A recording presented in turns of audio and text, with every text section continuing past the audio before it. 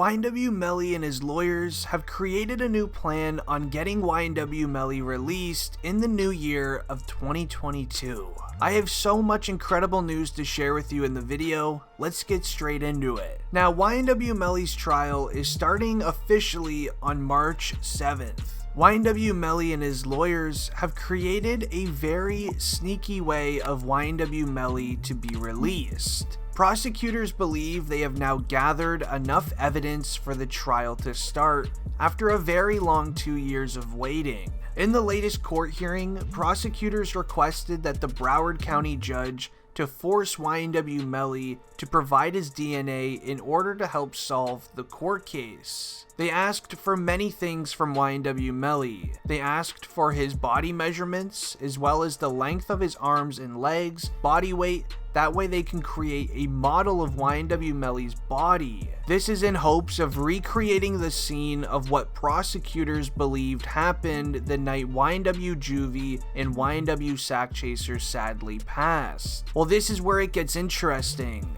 YNW Melly and his lawyers agreed to the prosecutor's terms allegedly, but in return, they would like to have a speedy trial. So this means that the court date March 7th will not be able to be pushed back or delayed for any period of time. Prosecutors and law enforcement have been pushing back court dates, court hearings now for the last 2 years because they have had a very hard time getting any sort of evidence on YNW Melly. But if the terms are agreed on for a speedy trial on March 7th, that is the set date and it will not be able to be changed. YNW Melly and his lawyers know it's taken law enforcement years to find any sort of evidence on the rapper, so who's to say they don't try to delay it even further when the trial is about to start? If the speedy trial is accepted for this court case and prosecutors are still having a hard time and try to delay it, YNW Melly will then officially be released from jail with all charges dropped due to the Florida law, which right now will be YNW Melly's attempt of escaping life in prison. But right now, here's a majority of the evidence that's going against YNW Melly on March 7th. I want you guys to tell me if this is enough evidence to lock Melly up for life in prison. Now in this photo, this is where everyone was sitting inside of the Jeep when the so-called drive-by happened. This explains why prosecutors want YNW Melly's body measurements due to him sitting in the back seat on the driver's side. YNW Juvie and YNW Sack Chaser are the two men that sadly passed, and they are both sitting on the right side of the vehicle. Then these documents were then released to the courtroom. It states, and I quote, "Then also, we have a video of Mr. Demons admitting to doing an act towards two individuals in the head." The next one states, "This video was on Mr. Demon's cell phone, which was brought to my office by Jameson Francis, and that is how we had that, and that is all of the evidence that your honor has." The next one states, "These particular cell phones, which were both iPhone 10s, were on the T-Mobile network." And so T-Mobile has a very interesting feature where it will tell you the environment the cell phone is in. So from these cell phone records, I can tell you the exact moment Demons got out of the car and staged the drive-by location.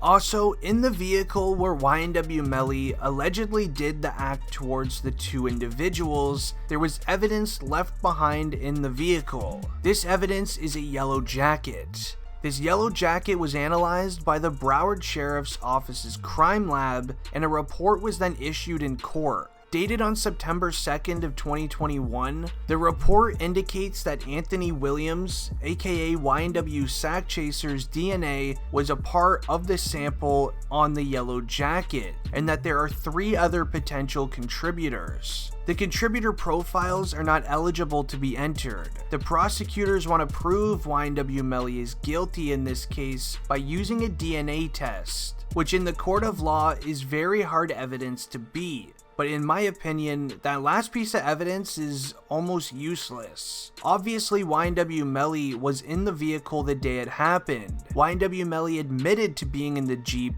while it all went down, so obviously his DNA is probably going to be on it. But all of this evidence is crucial against YNW Melly when you hear the official timeline of what happened the day Sack Chaser and Juvie sadly passed. This was also showcased in the courtroom, and it starts by saying, on October 26 in 2018, at roughly 3:30 a.m. in Florida, YNW Melly, YNW Juvie, YNW Sack Chaser, and YNW Bortland were at a recording studio getting work done until their session was over. Once done at the recording studio, they signed out and they all hopped inside of the Jeep to head home. All four men that were living together at the time were on the way home, the driver of the vehicle being Cortland Henry, otherwise known as YNW Bortland, had YNW Melly sitting directly behind him, with Juvie and Sack Chaser sitting on the opposite side of the vehicle. YNW Bortland was taking a back road home. This was allegedly to skip early morning traffic, and while law enforcement doesn't know exactly what happened inside of the car, the theory is YNW Bortland pulled the car over to the side of the road.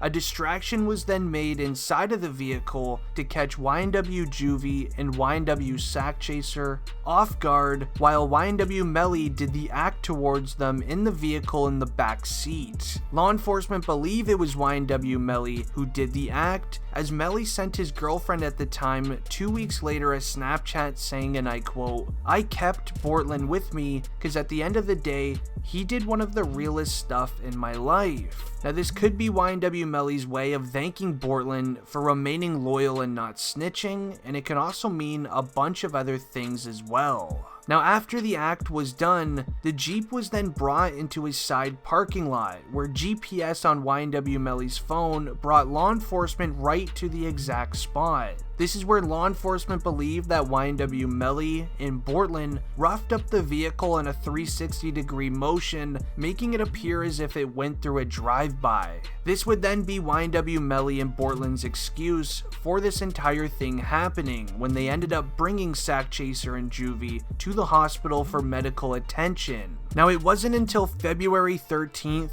where YNW Melly was brought into jail for the act that led to Juvie and Sack Chaser's passing. YNW Bortland was also brought into jail for 2 counts of accessory and helping YNW Melly cover it up. Law enforcement has been building evidence against Melly and Bortland for 2 years. Around a year ago, YNW Bortland was granted bail in the courtroom. This ended up having a lot of concern against YNW Melly, as this is also at the time where they found the video of YNW Melly admitting to doing it on his cell phone. Now hopefully YNW Melly and his lawyers can figure out a way to get him released from jail. I kinda like the way they're doing it right now, asking for the speedy trial. But do you guys think that YNW Melly is guilty after hearing that evidence? Anyways, it's been District Trending. Leave a like if you're new to the channel and don't forget to subscribe. Anyways, I'm out. Peace.